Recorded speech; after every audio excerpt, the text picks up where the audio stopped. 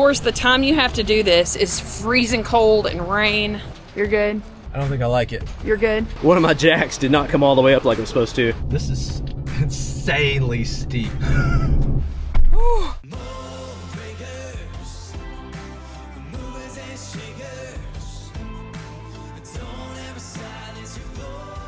So nothing's ever simple in RV life. So if you watched last video, you'll notice we have our deck out. This site was so tight that we couldn't even get our front door set up and have it out. Oh! I was just happy to get in here. I am just now starting to think about what's it gonna take to get out of here. This is a good length site. However, we got trees really close to the rig on both sides of this campsite. Idea number one was I'm just gonna back it up and then we're gonna turn and go. And then like, well, really, I don't really want to go this way because this is actually a somewhat tight turn to get around this turn to come back this way. I do want to go this way. It looks like there's plenty of room, but there's not actually a lot of room. If you take in consideration the length of the RV and the truck and the fact that I need to swing this way, that option's out. So the next option, I thought, okay, I'm going to turn to the right to get out of here. But, you know, I'm dealing with, you know, possibly our friends. I'm not sure what time they're leaving. It might be hard to get out with them there. And then we've still got cars and things on the other side of the road. And I think there might be a fire pit or something on the ground. And then I'm still going to be going that direction to the turn that I really don't want to make. The gravel and the electric and everything by the water over here looks brand new because this area was totally flooded. And a lot of this was knocked out in 2024 when the floods came through because we're in Boone, North Carolina. It's that whole section of the country where I-40 and some of that was washed away. It's been raining for 4 days, like I said, so I've been coming over here and like taking pictures of the water in different states, trying to, you know, at least get an idea if it's gonna flood or something's gonna happen, because that'd be even greater if we like had to haul it out of here in a hurry. Oh man, it's been so wet. That leaves option C, which is I'm gonna just turn left out of here and hope that whoever has this trailer is maybe seasonal, not here. My biggest concern is tail whipping into this tree right here. And assuming I can make that turn. Look at this turn to get out of here. Like, this is the turn. I've got to turn here and zigzag up this super steep road. And then they strategically put a speed bump at the top of it. So I have to pretty much come to a complete stop. And it's probably gonna be in the rain by the time we get out of here. That's just the beginning of our day. What seems easy can definitely be a challenge.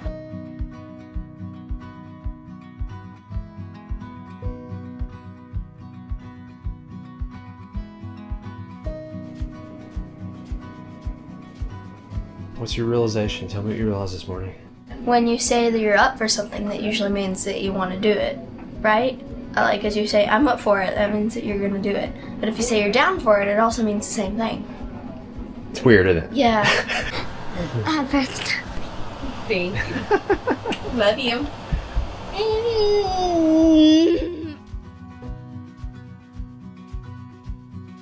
So I have absolutely loved this bike. It's not fancy. It doesn't do all the things I wish I could do. The resistance is not quite what I want. However, I just pedal faster. But it was 120 bucks. And it folds into my basement. And it weighs like, I don't know, 60 pounds. Whew, it's nasty. The rain is starting. So our friends are gonna be the guinea pigs this morning. But they have a short bed truck and 42-foot length and 2 axles, so, and their trees are not leaning in like our trees. So we have a few things going against us. The good news is physically, I know we have to be able to get out of here because we got in. I just don't know how we're gonna get out. Is that how that works? Yeah. Okay. Well, if nothing else, we can back out the same way we came in, past the gate. It can be done. It can be done. So when it comes to RV life, there are a lot of things that aren't super simple, but something that is really simple is trading out these terrible RV mattresses that come stock. Do you remember what you said the first night we laid in bed and we switched out the mattress?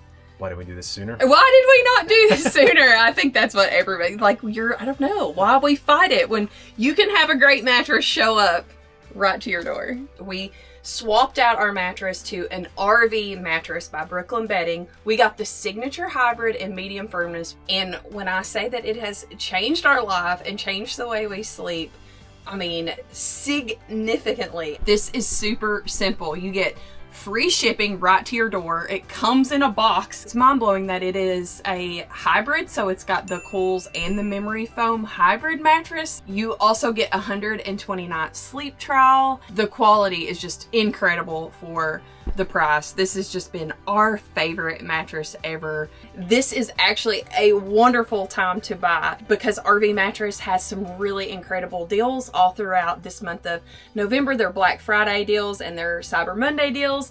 But as always, they give us a really incredible Less Junk More Journey deal. You get 30% off when you head to rvmattress.com/LJMJ. Use the code LJMJ for 30% off, or you can click the QR code here and it will take you right to that page. Now I realize for a YouTube video this stuff is fun, but this is not fun in the moment because this is our home. Like, I don't want this banged up against some tree or to be stuck somewhere or to damage something permanently. Usually when you hear me laughing, half the time it's because I'm stressed. That's like my it's like my stress laugh.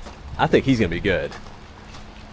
I think he's gonna be good. Kind of etiquette thing here. If you've got your own system, or if you are trying to help someone who has their own system, I mean, you can ask and they say yes, then yes, but just stepping in and starting to do it, because I know it's just killing. You're watching someone having a hard time and you just gotta step in. Try not to, because people need to learn and they have their own system. And honestly, I have heard a lot about where people step in and they don't know the weak points of the rig or how the tail swings or what it needs or how it comes in. Like, let people use their system. I'm just gonna be a set of eyes and make sure they're not gonna hit anything. And I'm gonna yell if they're about to hit it. And that's all I'm gonna do. He's definitely not hitting that tree, so that's the good news. Oh goodness, he's got tons of room. That really makes me think maybe I should pull forward. That was so easy. I've really thought about this a lot because, you know, we've been in a 43-foot fifth wheel, 39-foot Class A, 30-foot Airstream, 40-foot fifth wheel. We've rented and used for multiple routes for multiple months at a time, 26 feet, 19 feet, 22 feet. So we've had all kinds of sizes. Yeah, I know there's a foot thing. I just don't ever use it. It's really tough to get a simple site or have a simple travel pace or a simple travel day, especially if you have a lot of travel days and a fast pace, without a simple RV. Once you start having a larger RV, and I don't know if maybe simple's not the right word, maybe it is more complex. It's like you just almost need to have the expectation.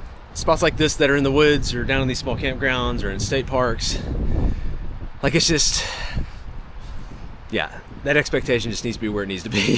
So we spent the last 4 days with two things that have not been simple that you normally wouldn't have to deal with. Number one, because we couldn't get our steps out, because we chose to get our side deck out instead. That's the first Which time. I guess was a good idea. I don't know. That's the first time we've not been able to get the side deck out. True. Thing number two, we have a 30 amp hookup. However, we're not actually getting 30 amps in, so I've got to figure out what's going on with our solar lithium system install. For some reason, we're on 50 amp, it's fine. It brings in all the power it's supposed to. We're on 30 amp. It only brings in the power for like a 15 amp connection. So it's like we're connected to a house right now. There's always complexity. It's never as simple as you think it's gonna be. Here's a new plan since our friends are gone. We're gonna pull this way. We're gonna wrap around this corner, which I'm not crazy about, but I still think it's better than me trying to back up. So I really gotta think about the order I'm doing everything here. I'm gonna go out and put the deck up first. Okay, look how small this folds up. Climb in here. I've already got a stool out there waiting for me, I think. Oh no! Down we go. Put in these two slides.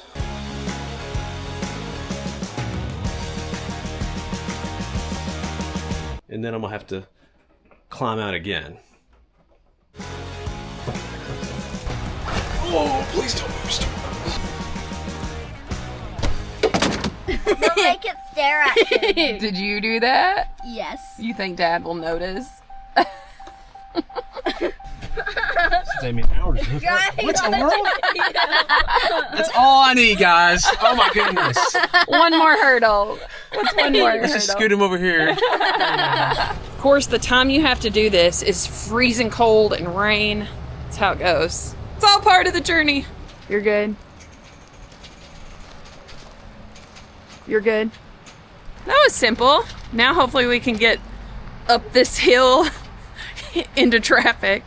Okay, I literally made a last second decision as I was coming out. I was gonna turn right, then the last second I was like, no, left looks way easier, so I turned left. I may go for it really slow and see if I can make that turn up that hill. I don't think I like it. Okay. All right. You're good. You're good. You're good. Yes. I think nobody talks about when you RV full time for a long time. Like we've been doing this 10 years. I have lost my ability to be in the cold. Oh, it's so cold. Whew. Like, because we're always chasing 70 degrees is kind of the... So I didn't do a good job walking around before we left. One of my jacks did not come all the way up like it was supposed to. Retract landing gear should have done it. Is it coming up? No. All right, so we're gonna do retract all. Is that doing it? Yeah. So when you press return to hitch height, it should move all your jacks up, but you still always want to walk around and check your jacks, which I did not do. We're up now, we're good? Yeah. Okay, all right. Crisis averted. Just one jack. We would have had 5 more, but rather not lose a jack. That's me joking when I'm nervous. Okay, so now something else we've never done.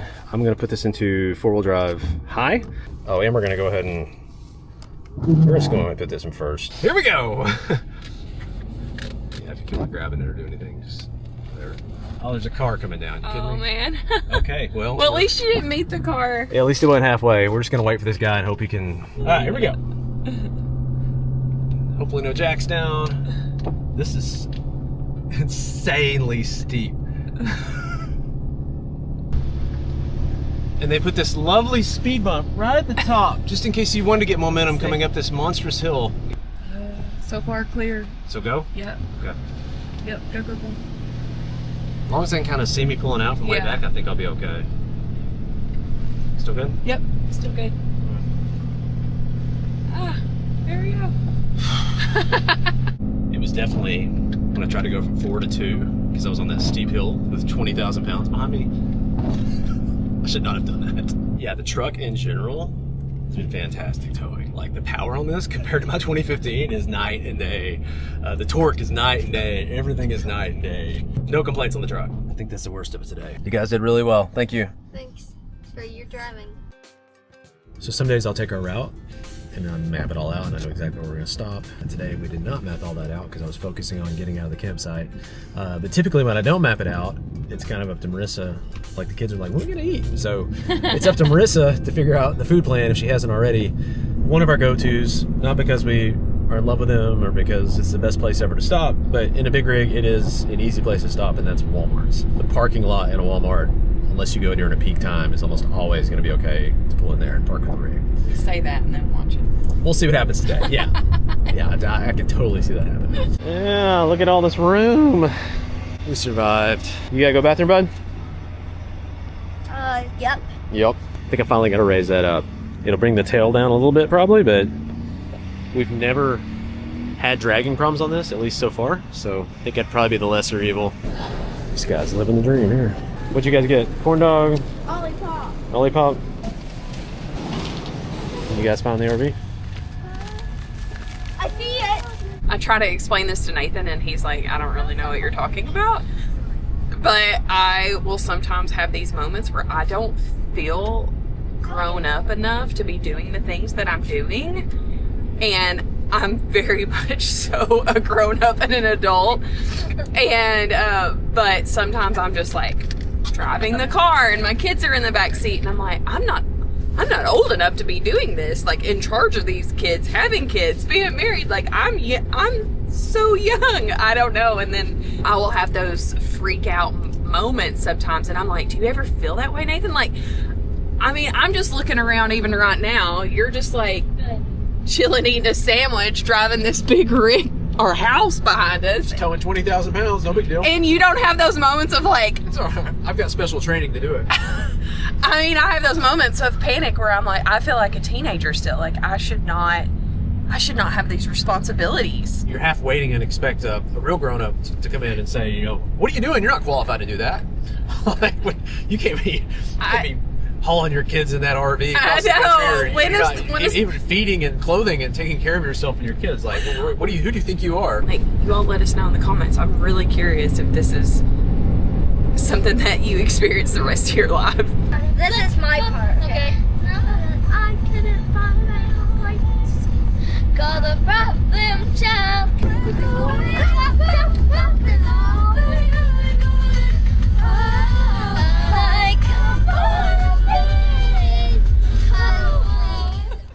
So we have made it to our friends Stuart and Lindsay's for some time together.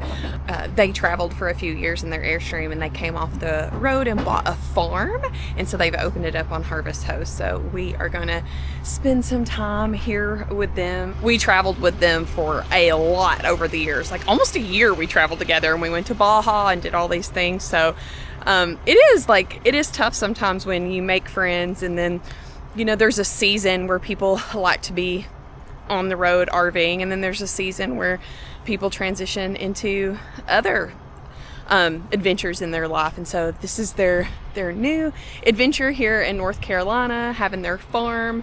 But that's what's so cool is our home is on wheels, and we can go and spend time, and our kids are so excited to be here too. Because they've kind of grown up together. Our girls met when they were 5 and they're 11 now, and so it's cool that they're just kind of grown up on the road together, and now we can come visit them here. So this is just a really, really special time. But like Stuart and Lindsay came from Ohio, and then they found their love here in North Carolina, and I think the RV life brought them to a life they didn't even expect. And I think a lot of people use RV life for that springboard of where do we want to go next in our adventure in our life? Where are we being led? And they were led here in North Carolina. Really loved the community and the church they fell in love with here. A lot of people love the RV life because they can kind of go out and explore the U.S. and kind of say, I have no idea where I want to go, so I'm just going to spend some time exploring it and then see where I'm led. So that's just a really cool story and example. And we've seen that over and over and over of people being led to different areas based on RV life and travel. All right, went pretty smooth here actually. Stuart and Lindsay's smoother than the last campground, but it was still some work to get in. Man, this is gorgeous. This is so cool they've got this farm. But yeah, we got it back here in the back. 50 amp water, decks out. Coffee. Put a link to that coffee machine. It's the best thing we have in our rig. It's honestly. We wear it out. We've already gotten our money out. If that thing died today, we've already got our money out of it. I don't know why we waited so long. It's kind of like our mattress. I'm like, why did we wait so long? So in case you're wondering with leveling, and you get into a situation like this, we're pretty far downhill and pretty far side to side. You can look in the front and tell. It did not want to auto level. I didn't expect it to auto level, honestly. But, you can come in and you can do manual leveling on these auto levelers, and you can still. But what I noticed and what I learned was I had to sort of touch everything on the side that wasn't downhill first to let it get a reference, or it would just say overextended the whole time. So I'm not sure how that works. But anyways, that's a side note for those of you who may get in situations like this. You can do that. We got it. We're level. We're in. Things that seem simple if you're in a house or something where you just do it and you don't think about it. You have to definitely have more thought when it comes to like being in an RV. Running the washer. When are we taking showers? I absolutely love this dishwasher. It's been like one of my favorite things we've done in the RV. But when I run that, because usually I'm like running it after dinner, but then we need to get in the shower. So it's like a little bit of management of when things are going to happen, because I don't want the washer going while we're sleeping because it's in our room, or during meetings because it's in our office. In the early days with an RV, like the water heater was like the bottleneck because we only had like 6 gallons, and you there's no way you couldn't even take one person got a 7-minute shower, and that's pretty much it. Your actual how long your showers are depend on the temperature outside, because if it's cold your shower was shorter. Now it's like we have the endless hot water heater, so we kind of have, as long as we have propane, we're good. However, the thing that we didn't know about in this that we didn't encounter much in a house is actually water pressure, and so you only have a limited amount. You can't bring in a massive amount of water pressure into an RV because it'll actually damage the RV. So you have to regulate it coming in, which means you only have so much water pressure. So if somebody's trying to take a shower while the dishwasher's running, like there'll be moments where you just get this trickle out of the shower, or if you're taking a shower when the washer dryer's going, like it's just part of it. But it's fine. Like, if I forget and I run it and it's because it runs for 45 minutes and Hensley's like, I'm not getting good pressure. I'm like, you can come and pause it. So that's one of the cool things about this. Obviously it doesn't hold a ton, but it has been so perfect because in RV life, we're just like kind of doing a meal, washing the dishes, doing a meal, washing the dishes. And so it's really cool that I can just load it as we go, and I put some detergent in there, turn it on, it locks it, and then it will start up. If you have a 12-volt refrigerator in an RV, you're going to deal with this. And you don't have to deal with this typically in a house. So houses run on 110, like they, you know, but a lot of RVs, they make fridge. And this is a 12-volt. You think 12-volt fridge, you think like this tiny little fridge that fits in a camper van or something. No, this is still 12-volt, which is cool because it's efficient and like it's not relying on inverting power. However, the downside of a 12-volt, let me show you. I've already, since we've had this RV, you'll notice, well, this stuff just freezes up solid. But like, look at this layer of frost on here. Back in the back, you see how it's all frosting over back there? There's something about the way they condense. They don't, for the most part, I don't care what size it is, it always frosts over. So every like 4-ish months, 3 or 4 months, it depends. You've got to defrost the freezer in these. And so every 3 or 4 months, and I'm about to have to do it again on this one, I've got to take everything out of the freezer. I've got to set it off to the side, put it in the sink. I've got to get a hairdryer out. I'm sorry, I'm busy. I have to defrost my fridge. Doesn't that sound like an excuse? I don't know, like, you know how girls used to say, I gotta wash my hair? That's what this is like. And I gotta manually defrost this thing and like capture all that water into a towel and scrape all the frost off the back. And like, you don't have to usually do that in a house, but you get to do that in an RV. Is it simple? No. But it's just part of it if you got a 12-volt. See? And just like that, you defrosted your fridge. It was like an hour and a half. Something else in the RV life that seems so simple compared to other aspects of life is just relationships in general. I think relationships get trickier on the road. Not that, yes, you do have to be intentional about meeting new people and put yourself out there, which, you know, we've talked about a lot on our channel, because it is difficult at times to just put yourself out there, but it's maintaining those relationships because we're traveling all over the country, and whether your friends are traveling in RVs too, or they're in a sticks and bricks home, it's just traveling makes maintaining those deep connections tricky at times, difficult, challenging. You know, when we lived in a house, we could just like drive over and see our friends in our neighborhood or our community, and we would plan get-togethers. But when you're moving around all the time, you just have to be very intentional. So we kind of ask each other, hey, where are you going to be at this time? What if we plan a caravan? What if we stop in and come and see you guys? So is it possible to maintain relationships as you're traveling? Absolutely. But does it take a little more thought, a little more planning, maybe a lot of time in between? But the cool thing is, you know, it's been a year since we have seen our friends, but we picked right back up where we left off. And I think because we can get so deep, so fast in the RV life, I think that's what makes it really incredible, deep connections, is because we are spending so much time together. We can come park our RV right here with them and spend time together. We learned that living the simple life does not necessarily mean living the easy life. There are so many things in RVing that look super easy, they end up being way more complex. However, I think that's part of the journey, and that's part of the appeal, and that's part of like maybe even like feel proud of yourself at the end of the day that you survived. We always said we want to get comfortable being uncomfortable, yeah. And I think that's really stood true. Like, we enjoy, that's an easy way to do that. Yeah, we enjoy the challenge, and I've heard people say before, nothing's worth doing that isn't hard, and I get that. I think you're more rewarded when things are challenging. Well, if you'd like to see another video where we try to get comfortable being uncomfortable, but another day in the life video showing what it's like to be in an RV, to live in an RV, to experience things in an RV, check out this video here. Well, that's our journey for this video. Until next video, we'll see you down the road.